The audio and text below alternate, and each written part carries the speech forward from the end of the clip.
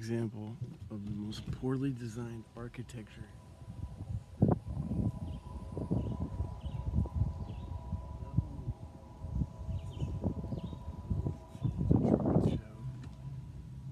There's no space to go. It's as if people have just been piled one on top of another. The concept of that in a rural area, but I suppose it's appealing for some folks, but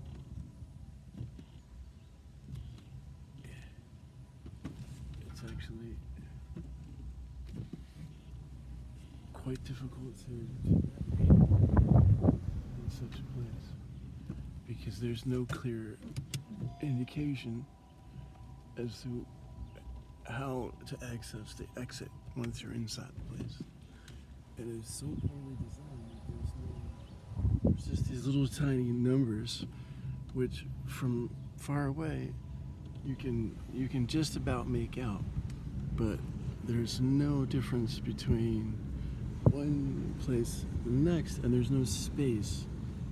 So the even though the walls can be thick, the vibrations that you're receiving from the other tenants and being in such close proximity with other human beings is just not natural.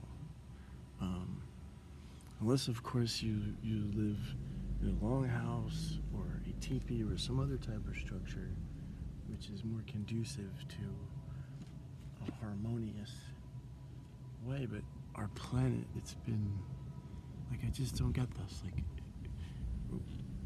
I don't know, communities like this that just have destroyed our landscape. I don't know, the way human beings have constructed things, and I can't help but notice that. And I guess it's an affordability option, but I have lived in places like this, and having lived in similar constructed things that were constructed post-war in Europe, with similar style architecture, although I gotta say, if you look, it's just more of the same,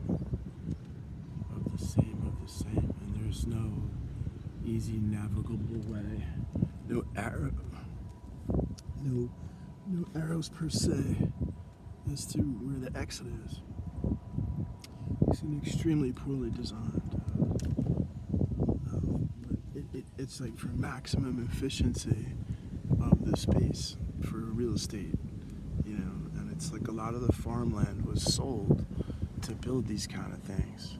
I just can't understand how the septic and the aquifer can sustain communities like this. So what you end up having are these massive cesspools that are at the perimeter of these kind of communities.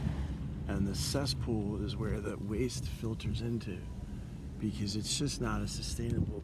You can't just put that many houses and people all next to each other like that in the middle of nowhere, and it's now become like a city in its own way. And then what they do is they put a space of green, I guess, where the cesspool here, at least they hid it. In some of the less fortunate communities, the cesspool in the summertime, you can actually smell it. But look, it just goes on and on and on. Every house the same color. It's almost, it looks like bunkers, I don't know, it's just something about my culture that's just so lackluster. It's almost as if a factory kind of has pumped everything out so quickly, massively, that there's a little attention paid left to the actual way in which human beings would feel comfortable living in such a place. It's kind of spooky, if you ask me. Walk around a neighborhood like that, that kind of creeps me out, like the Truman Show. It's just, it's very spooky and ill-designed. But anyway, it was right up the street where none of this was built when I was a kid. Right up the street where I went to middle school. And this was like farmland, and it just only expanded and expanded. And I believe this happened in the 90s here. I could be mistaken, but wow, that was a strange trip for me.